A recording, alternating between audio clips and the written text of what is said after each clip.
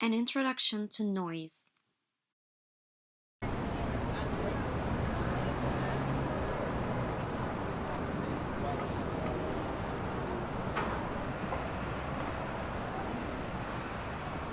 COVID-19 pandemic brought about new ways of experiencing life. The circumstances of the lockdown and the unusual state of silence the pandemic brought about created an opportunity by amplifying the voices which cannot be usually heard or are being overpowered by louder voices. At home, especially with the silence that is brought on the cities with the lockdown, and therefore without the loud noises that drown out the individual sounds, we had access to the weaker external sounds such as dialogues of neighbors, chirping of birds, music coming through open windows, etc., while we didn't have the same extent of visual access to them. Only sound can travel safely. Therefore, even though our bodies could not meet in the streets, our voices could. We expressed our gratitude to healthcare workers by applauding them every evening. With the pandemic, the practices of listening gained more importance. In the material world, mechanical vibrations are inevitable. Everything that vibrates is acoustic, meaning they produce sound. Some sounds are below the human hearing threshold, some above, but this does not change the fact that they're all vocal. So there is no silent thing. According to Merriam-Webster, noise is defined as any sound that is undesired or interferes with one's hearing of something, an unwanted signal or a disturbance, such as static or a variation of voltage in an electronic device or instrument, such as a radio or a television, irrelevant or meaningless data or output occurring along with desired information.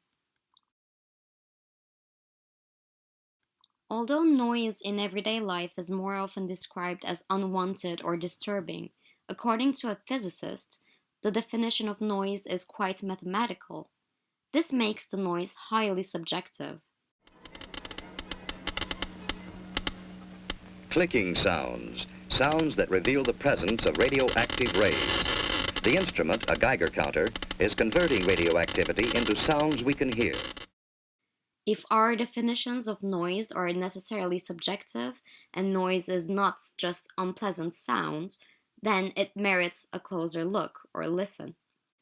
Everything does not only contain a form, but also continues to form a form endlessly. Like the noise is in everything and everything is in the noise. Even when there's no radioactive material near, the Geiger counter continues to click. This is caused by cosmic radiation that continually bombards us from outer space. For theorists studying communication theory, noise consists of unwanted sounds in the communication process, namely static of the radio, errors for the telegraph, or picture distortions or glitches for the TV. Is it possible to separate the noise from the environment or the communication? Or can a desired noise be separated from the disturbing noise? Noise leaks into many places in our world of meanings. If the obscurity is on the side that transmits the content or the information, this is usually a desired obscurity.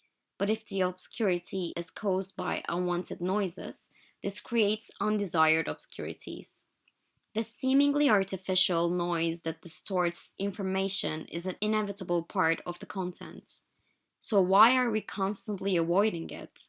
Perhaps it is also possible to define noise as sounds that cannot be removed, cannot be distanced, and are always in our heads, even the lowest of decibels. No matter how it's defined, noise is an auditory concept. In addition, noise is an unpredictable and random vibration. For people who define noise as disturbing, it might be a damaging problem. In fact, according to some, it is a deafening power that takes place beyond one's approval.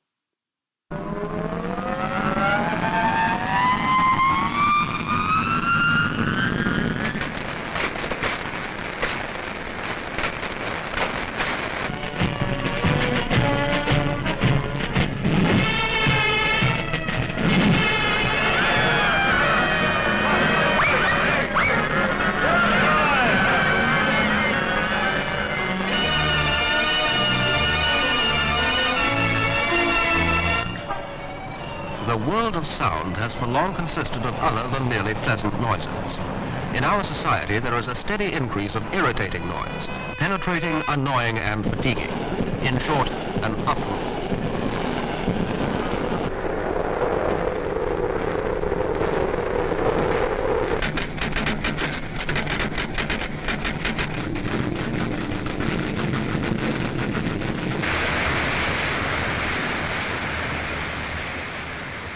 Could the increase in noise in the modern world be due to the noise of societies that are suppressed or oppressed by unjust power relations?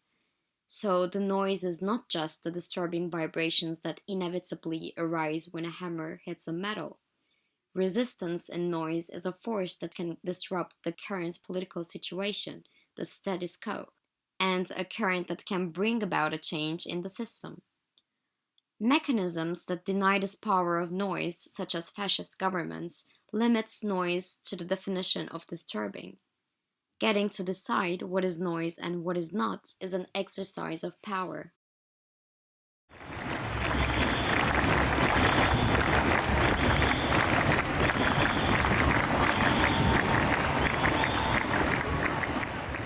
A new system can be created by the presence or absence of noise.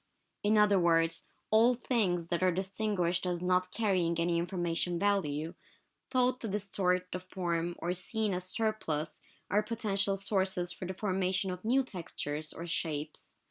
Order or information is as valuable as disorder or noise for production. Choosing one over the other is just a choice. It does not require renouncing the other. So, dysfunctionality is as important as functionality. Try to imagine in what ways noise can be or is creative and productive.